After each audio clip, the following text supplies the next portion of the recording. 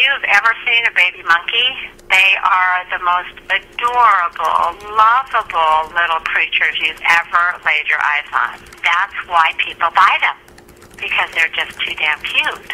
So they're just so attached and so needy and love you so much. And then they grow up to become a wild animal, and then they're attacking you and they can't help themselves, because they're wild animals.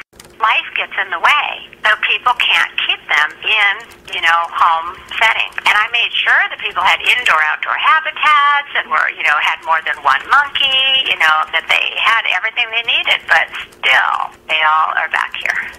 Several of the species are vulnerable, but the top tamarins are critically endangered. We actually incorporated in 1997. The cost to run the sanctuary is about $25,000 a month.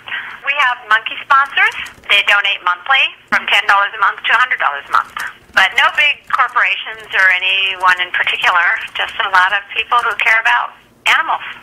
UF sends out groups of people every Saturday, and we do special projects. And the students will come out to do their volunteer hours. So we need more people, just regular people in the community that live in the community that don't come and go.